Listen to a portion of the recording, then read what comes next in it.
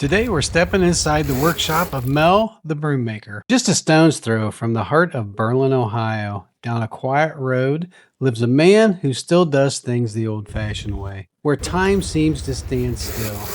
You're going to see how a bundle of raw broomcorn and the old antique machine are used to transform these different items into handcrafted Amish brooms. They are built to last a lifetime. This isn't just a cleaning tool, it's a piece of history in the making. Let's go see how Mel does it.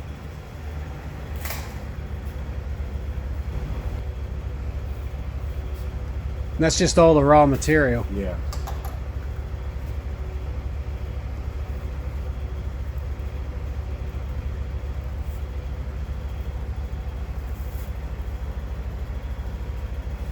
Nothing. It can mess up just like a sewing machine. You just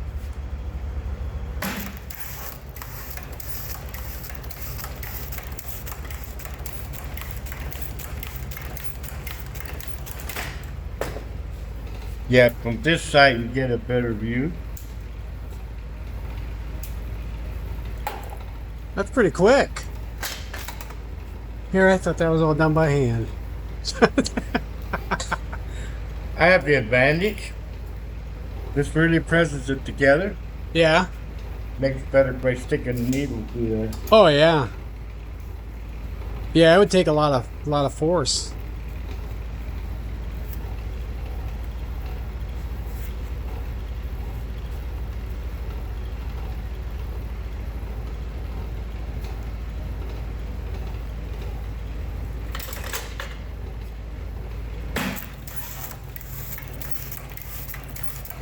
Okay.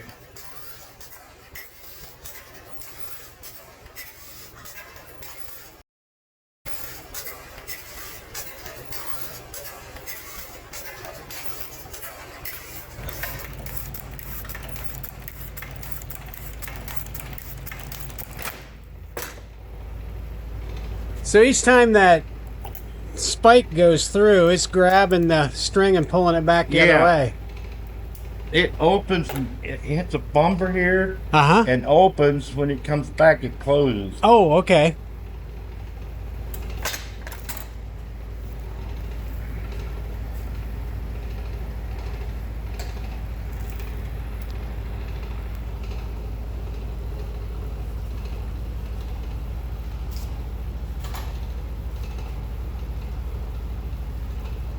How do you decide what colors you're going to put on?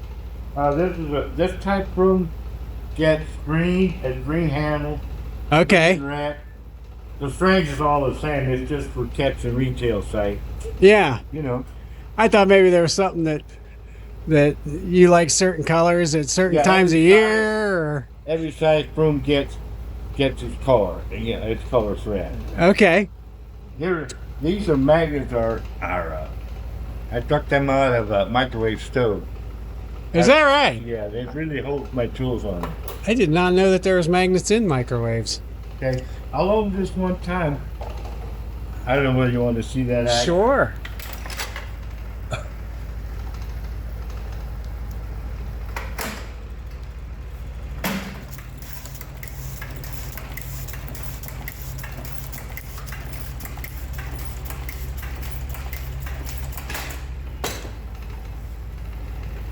Gonna get my scissor, cut it off.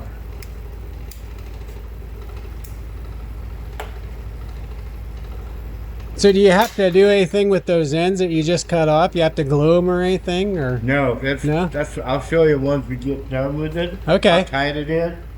That's so tight. Never had a problem. My father never had a problem. Yeah.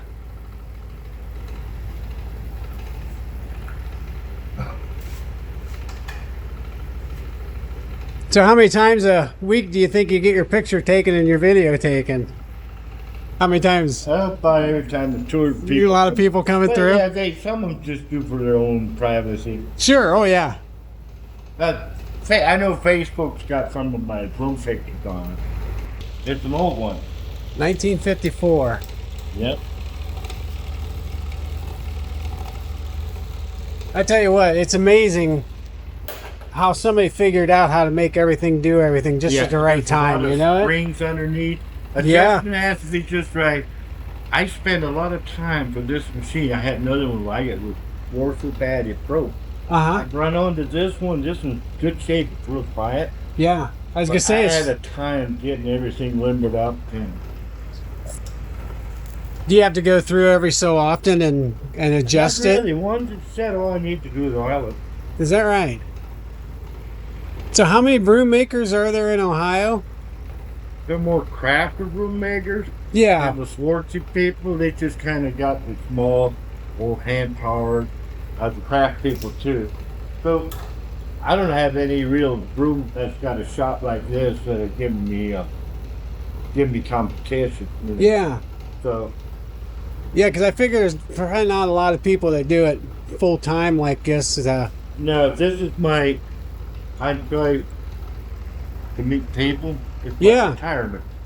Sure. Plus, I got a boat on Lake Erie that once in a while my wife will be in here and I'll go fishing. Why not?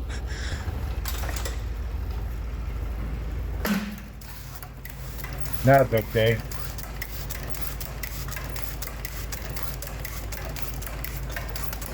So it even automatically advances it out for It each does. stitch. The setting back there, Yeah. but on these, sometimes I just hold it just more even. Well, yeah.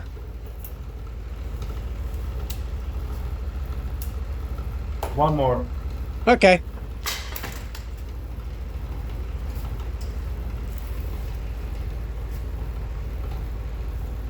So when you're sweeping and stuff like that, average house, how long would a broom last? Too long. Yeah. They last a long time. You take care of them. Yeah. Hang them up or stand them up. Some people put in the corner to go crook it. Yeah. I get another one. That's what I like. You want to keep them hung up. Do you have to do anything with them as far as moisten them every so often or anything? Some people use, if they get wet, especially hang them up then. But as far as they're just made. They last a long time. Yeah. See, all these little seats have bristles. They still wear down to here. Sure. Yeah, over time.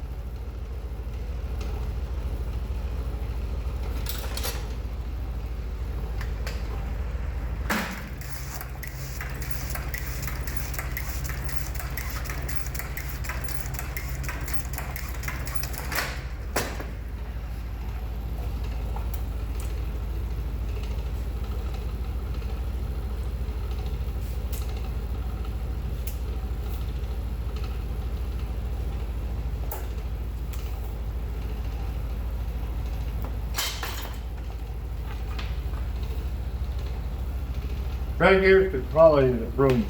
Feel how hard that press. Yeah, that's tight.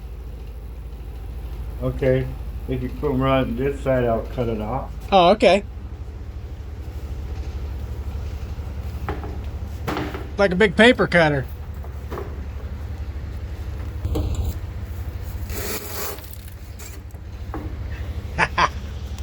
They'll go out here.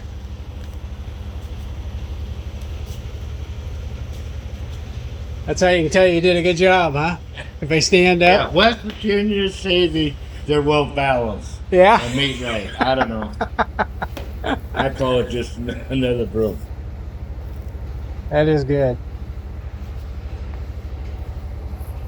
There you Well, thank you very much. All right. Yeah, we'll put it out on YouTube and get more people here for you. Okay. So yeah, then there's people. Once in a while I get people out to see. Hey, we watched you last winter on YouTube. We got to come see you. Yeah. What are your hours?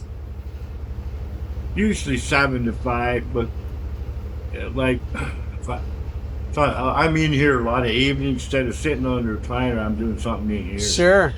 And what's the address? 4900 Township Road 369. Okay. So All right. Well, thank you. Hey, don't leave yet because we've got the storage area to look at with all of the raw supplies and the materials, plus the machines. We're going to take a look at some of the machines he uses that have been around forever. As you can see, this is a place that you are going to add to your must-see stops. A couple miles out of Berlin, Ohio. Not very far, but great guy to talk to. This isn't your typical tourist stop. This is a shop. This is where he creates the brooms. He'll show you how he makes them. You can pick up a broom, and just, it is a memory that you will hold forever. So, do you get the bales in and then you trim them down to the size you want? Okay, I get the bale. I bust them on these carts. Uh-huh. Then they pop open. There's 5-pound bundles in every bale. You can look at the bale, right? Yeah, that's pretty cool. You can really see it.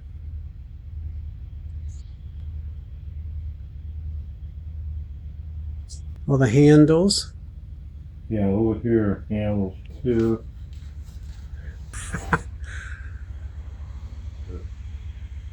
Oh yeah, I see it now. So the colored, do you dye those? Yeah, that's Okay. an art by itself. Is that right? To get it to soak in because it's so Okay, you coarse. have to. It's got a natural wax coating, Yeah. so you have to heat it up to 180 degrees. Okay. Put dye in it. Okay. I just want to make sure. Yeah, I don't want to let some any. other mixtures I put in there. Okay. Yeah, it has to be done right. It's an art by itself. Yeah. Otherwise, it might get spotty. Those are all whisk brooms hanging there to dry. I did 50 of them yesterday. How long do they have to dry after you make them? Depends on the weather. They're drying slow today. If we got good weather one day, it'll do it. Yeah, as wet as it is outside. Uh-huh. I wet it for 1 hour, then put it on the drip. Okay. I shrink wrap the bundles. By the next morning, it's soft and not wet. I do it on the kind of new arthritis in my hand. Oh, But yeah. the material is better to put on the handle because it's soft. Okay. Yeah, wrap it on your cut. The smaller brooms, Okay. if you look, there's a patent date 1878 on there. Made to last. It's basically just a clamp. Yeah, well, it adjusts up and up as I stick through. Yeah. This is clean. This is a cleaner. That Okay. was used in Sugar Creek, Ohio. In 1956, my father-in-law bought that and still uses it. I clean every broom I make. And it's air powered. Yeah, hydraulic. Oh, okay. Yeah.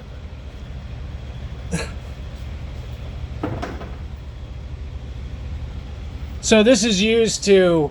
To clean all the loose pieces. There's some seats on here, maybe. Every broom gets cleaned before I stick it. Okay. So the broom just gets laid down on Yeah, there and. Take that off. And Okay. What's the difference between this one here and the that's green just one? An extra one I bought. I had. To Oh, okay. I thought maybe it was for smaller ones or something. That had jars on it. Yeah. Maybe. Here's my other. Yeah, there's a little hydraulic motor underneath over there. Yeah.